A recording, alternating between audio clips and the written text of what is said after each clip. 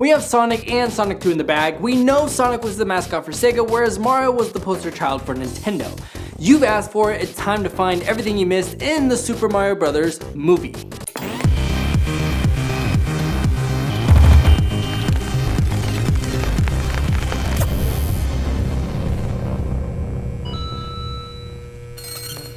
The first time we see the Super Mario Bros., we see the sign on the side of their van. The first time we ever played Mario, it was the regular Nintendo and it was called Super Mario Bros. And it was in the same exact font. Well, not exactly on the cover of the game, but if you play the game, you see the logo. In the commercial, they show a stack of cash, and it's hard to tell because the face is blocked in every single stack in the exact same spot. But it looks like Scrooge McDuck, which makes sense because you're gonna find a lot of Nintendo references in this movie. And Scrooge McDuck was in the NES world, more specifically the game DuckTales. And for those of you that aren't familiar with the gaming world, when I say NES, just know that that stands for Nintendo Entertainment System. When your sync is in trouble, you could call us on the double. We're faster than the others, you'll be hooked on the brothers. The music here is from the TV series Super Mario Bros. Super Show. If your sync is in trouble, you can call us on the double. We're faster than the others, you'll be hooked on the brothers. Mario and Luigi are also pretending to fly with a yellow cape while they're balancing on stools. This is a reference to the cape that Mario wears, and it was first seen in Super Mario World back in 1990. And you can actually fly with that cape, you just need a feather to do it. They also show a website and a phone number in the advertisement. Here's the thing. It's a real website with live chat support and a real phone number. If you call it, this is what you're gonna hear. Thank you for calling Super Mario Brothers Plumbing. It's me, Luigi. And if you need service, please text us at the same number you just called, 92955-MARIO. That's 929-556-2746. Message us about any issues wherever you live, house, condo, mansion, and we'll be sure to text you back right away because at Super Mario Brothers Plumbing, we don't say let's wait, we say let's go. Oh, and check our website, smdplumbing.com. We're still working on it, so more updates to come. Bye-bye. I know some of you aren't going to believe me, so go ahead and pause the video and go call it for yourself, and then when you find out it's true, come on back because there's a lot more secrets. Also, look at that. There's Mushroom Planet from the Super Mario Bros. Super Show, episode Star Koopa. In fact, there's a few callouts on this map. Then in the pizza shop, the fun continues. This duck and the background with the duck in it are from the old Nintendo game, Duck Hunt. And here's a fun fact about Duck Hunt. If you play the game in two-player mode, when the other player is shooting the ducks with their gun, you're not supposed to just stand there and wait for your turn. You're supposed to actually control the ducks with your gun and try to make it harder for that player to shoot the ducks. But wait, what's the name of the pizza joint? The joint is literally called Punch-Out Pizzeria. This is calling out to the game Punch-Out. And then look at the Sunshine Travel Agency sign. That of course is a call out to another Mario game, Super Mario Sunshine, and it's even in the same exact font. But we need to go back into Punch-Out Pizzeria because we aren't done yet. Did I say diarrhea? No, I said pizzeria. Mike Tyson's Punch-Out game came out in 1987, and get this, the referee for the fights was none other than Mario himself. And you would play as the character Little Mac. You can see Little Mac right here. And then his trainer Doc Lewis would ride a bike while you jogged behind him to prep you for your next fight. And you can see a picture of Doc Lewis right there. And here's another photo of Doc Lewis with Little Mac. And Little Mac is getting ready to fight over here. The first boxer you match up with is Glass Joe, and you can see him framed right over here. In 1984, they had Super Punch-Out, and this beastly guy is Bear Hugger, and he's from Canada. And he's on the wall over here. So we know this guy's name is Spike because his name is on his shirt. Duh. But did you also know that he's from a video game called Wrecking Crew? Not Wreck-It Ralph. Maybe you already did know that because the company he works for is literally called Wrecking Crew, where Mario and Luigi had to go around and wreck everything. And Spike was the guy that the computer played, trying to mess you up so you didn't win as much money. This guy is playing an arcade called Jumpman, where a monster kidnapped the princess and the little man has to save her. This is Mario's life. And Mario was actually originally going to be called Jumpman. But they named Mario after the guy Mario Segal, their landlord. And that's also how Mario jumped. Speaking of jumping, if you ever played Mario, you know at the end of the level there's a flagpole on it that you have to try to jump on. When they're en route to their first plumbing job, Mario jumps on the flagpole just like he did in the video games.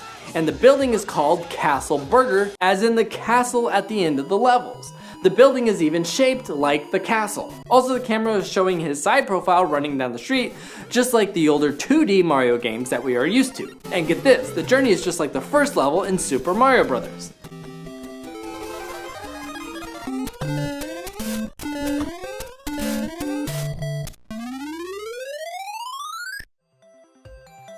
Meanwhile, back at Mario's house, the dining room has wallpaper that's full of vines.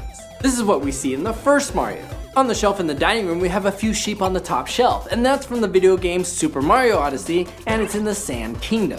And then there's a photo of Mario holding a tennis racket. This is from Mario Tennis. At the first customer's house, you can see the guy is reading a book called Galaxy, for Mario Galaxy. But look at the dog. No, not that dog. That dog. If you notice, it's the dog from Duck Hunt. And that glass figure over there is Pikmin from Pikmin games. Now you need to watch as Mario goes in his room. The primary fighter that was used by the Star Fox team is the R-Wing, and it's sitting on the TV set over here. Now look at the calendar. The picture on it is of the motorcycle from the game Excitebike. That photo is from the 1984 NES game Tennis. And the same year they made Golf. Ugh. They also had a baseball game, but the first one was too pixelated, so this may be referencing to the one that came out on the Super Nintendo. Oh, come on! Then this poster back in the back looks like it's a shout out to an upcoming Marvel movie, right? But it's actually Starman and the Amazon from the NES game Pro Wrestling. But then on the TV, the busted pipes isn't the only news we see. What the man? Come on, that's not the chip. They detect a signal in the star system FS-176. This is a reference to the Metroid world. And our Hayami won a race. Ryota Hayami is from Wave Race 64 on the Nintendo 64. Or another classic was F-Zero, and there's the pod racer from the game framed on the wall. Then you can see a regular Nintendo system playing the game Kid Asaris. If you look at the restaurant in front of the broken water main, it has a neon sign of a duck from Duck Hunt. And the name of the restaurant is this. I'm not even gonna try to say it. What does it mean? Well, it's French and it means duck hunting, as in the Duck Hunt game. Then when Mario and Luigi fall into the wall, if you look at the hole they made, you will realize it's a pixelated Mario. As in the first Mario we had. Congratulations!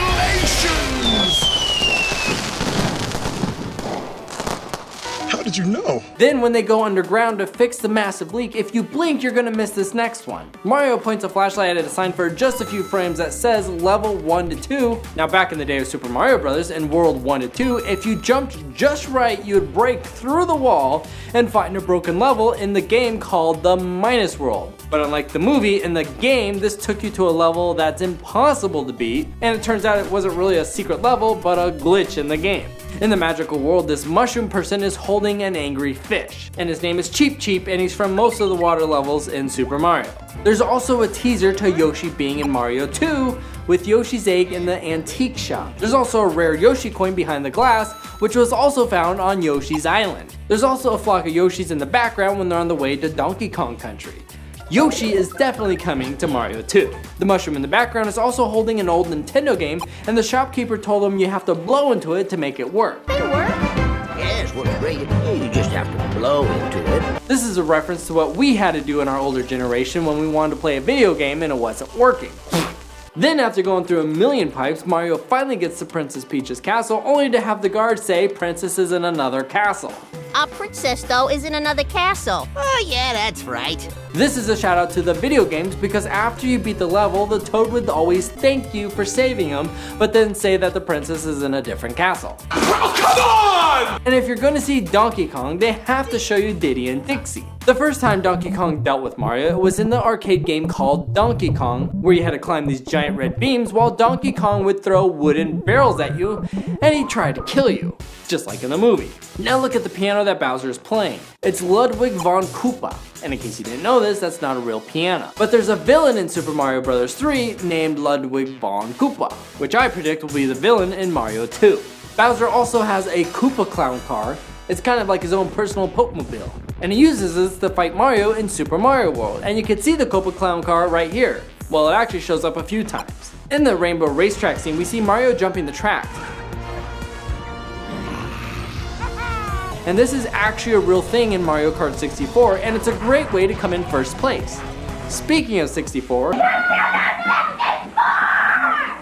that 64 as a Nintendo 64, and then we see another 64 over here. When I wanted something for my Nintendo 64. The giant sea creature that tried to make a lunch out of Mario and Donkey Kong is Mares, and he's from Super Mario World 64. Goombas! Whatever those things are!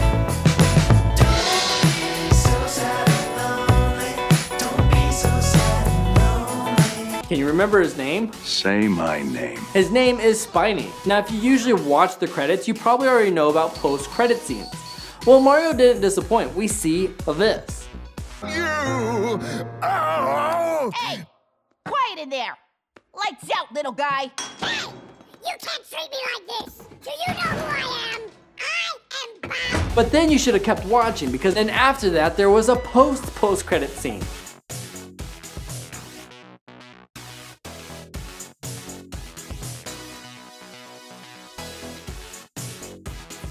And this is giving us a teaser to what we can expect in Mario 2.